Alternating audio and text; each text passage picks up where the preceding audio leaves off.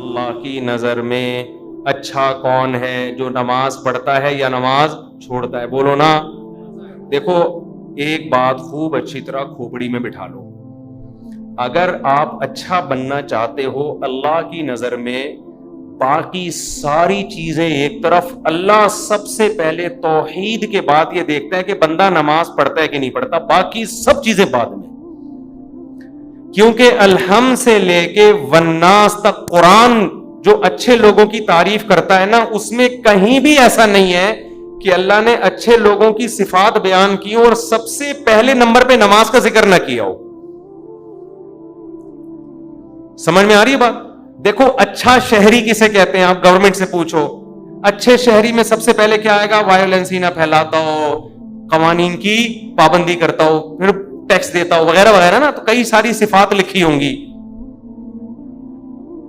تو اللہ جب کہتے ہیں نا میرے نیک بندے، ان میں سب سے پہلے اور سب سے زیادہ اہتمام سے اللہ جس صفت کو بیان کرتا ہے وہ کیا ہے؟ میرے نیک بندے نماز پڑھتے نہیں، نماز قائم کرتے ہیں.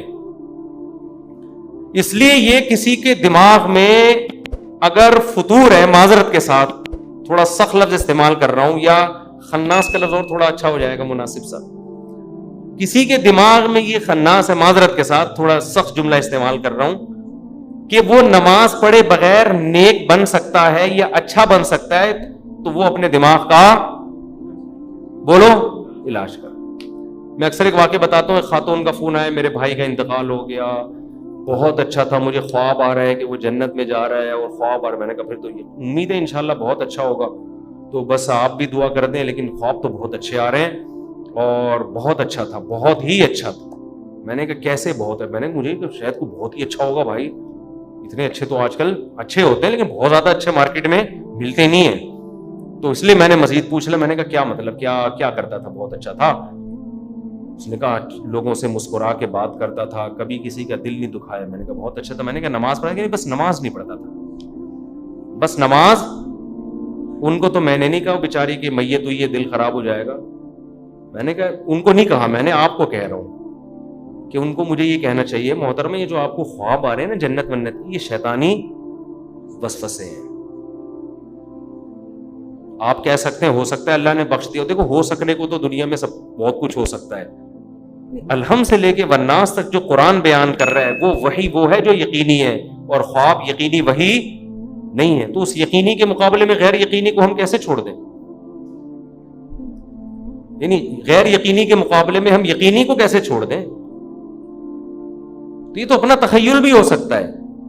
میں نہیں کہہ رہا کہ اللہ نے اس کو جہنم میں بھیجا، یہ تو اللہ ہی بہتر جانتے ہیں. بے نمازی کے لیے اللہ نے قرآن میں کہیں بھی رحمت کا، مغفرت کا تذکرہ بولو نہیں کہ. ایک حدیث سنا کے بیان ختم کرتا ہوں. نبی صلی اللہ علیہ وسلم نے فرمایا جب جہنمی جہنم میں چلے جائیں گے، جنتی جنت میں چلے جائیں گے، تو جنتیوں میں جو رشتہ دار جن کے جہنم میں ہوں گے نا، جنتی اللہ سے سفارش کریں گے ان رشتہ داروں کے لیے، اور سفارش میں یہ الفاظ کہیں گے، اے اللہ ہمارے کچھ مسلمان کانوا یصلون معنا، جو ہمارے ساتھ مسجدوں میں نماز بھی پڑھتے تھے، ویصومون معنا، ہمارے ساتھ رمضان کے روزے بھی رکھتے تھے، لیکن آج اپنے گناہوں کی وجہ سے وہ جہنم میں ہیں، ان کو نکال لے. کیا مطلب؟ یہ تو ہے ہی نہیں کہ نماز نہیں پڑھتے تھے، بھائی مسلمان تھے تو نماز تو تھا ہی، لیکن اور کچھ خرابیاں تھیں جن کی وجہ سے سزا مل رہی ہے. کہیں بھی قرآن میں اس کا تذکرہ نہیں ہے کہ بے نمازی ہو اور جنت میں ہو. سمجھ میں آ رہی ہے بات کہ نہیں آ رہی؟ میں کسی پہ جہنم کا فتویٰ نہیں لگا رہا، یہ تو اللہ کا کام ہے کس کو جنت دے. قانون اور ضابطہ یہی ہے کہ بے نمازی کے لیے جنت نہیں ہے. یہ اسلام کی پہلی علامت ہے نماز. آپ کو پڑھنی پڑے گی، چاہے آپ دل سے خوش ہو یا نہ ہو، آپ کو اور جماعت سے پڑھنی پڑے گی آپ کو. تو یہ وہ حق کا راستہ ہے جس میں سب سے پہلے شیطان رکاوٹ ڈالتا ہے، اور اس کے بعد آپ کا اپنا نفس، اور تیسرے نمبر پہ کلچر. ہر حق میں 3 رکاوٹیں کھڑی ہوتی ہیں. تو نماز بھی حق کا راستہ ہے یا نہیں ہے؟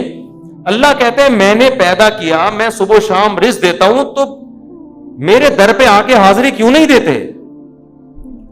اور ہر دفعہ اعلان کروایا جا رہا ہے حی علی الصلاۃ حی علی الصلاۃ. کسی حکم میں ایسی اناؤنسمنٹ دیکھو. رمضان کا اعلان ہلال کمیٹی کی طرف سے ہوتا ہے, خدا کی طرف سے بولو نہیں ہوتا. اللہ نے کوئی ورڈنگ نہیں بتائی کہ یہ نہ. زکات کا اعلان کسی کی طرف سے بھی نہیں ہوتا. اسٹیٹ بینک ایک اناؤنسمنٹ کر دیتا ہے کہ چاندی اتنے روپے تولہ ہے اور فرسٹ رمضان کو زکات کٹ جائے گی.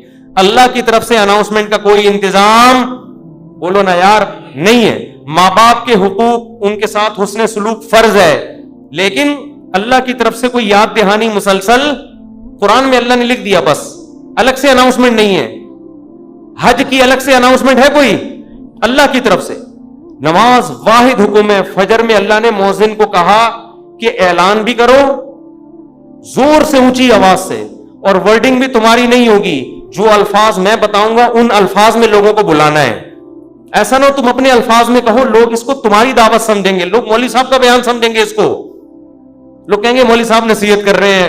اگر اللہ مؤذن کو اجازت دے دیتے بھائی لاؤڈ اسپیکر پہ کھڑے ہو کر لوگوں کو یاد دہانی کراؤ اخفل طریقے سے کہ لوگوں نماز کے لیے آ جاؤ, لوگ اس کو اللہ کا بیان سمجھتے یا مؤذن کا, کہتے یار یہ اپنا ہے. اللہ نے کہا نا, جو الفاظ میں نے بتائے ہیں ان میں ایک لفظ بھی دائیں بائیں 4 دفعہ اللہ اکبر کہنا ہے, 5 دفعہ نہیں, 3 دفعہ نہیں, اللہ اکبر ہی کہنا ہے. اللہ کبیر نہیں کہنا, اللہ اعظم نہیں کہنا, اشہد ان لا الہ الا اللہ کہنا ہے. اب لا الہ الا اللہ کے بعد کوئی محمد رسول اللہ لگا سکتا ہے؟ نہ, جو ورڈنگ میری ہے وہ, پھر اشہد ان محمد رسول اللہ, پھر حی علی الصلاۃ, یہ بھی 2 دفعہ کہنا ہے. 3 دفعہ کہنے کی بھی اجازت نہیں, 1 دفعہ کہنے کی بھی اجازت نہیں. پھر حی علی الفلاح. اب مؤذن کے حی علی الفلاح آج میں پہلے کر دیتا ہوں, حی علی الصلاۃ آج میں بولو بعد میں. نہ, اللہ نے کہا تیرا کام ہے, تو میری طرف سے متعین ہے, یہ اناؤنسمنٹ میری طرف سے ہوگی. کیوں؟ اللہ ایک ایک بات اس لیے تاکہ اللہ کی حجت اس کے بندوں پہ تمام ہو جائے. کل قیامت میں کوئی یہ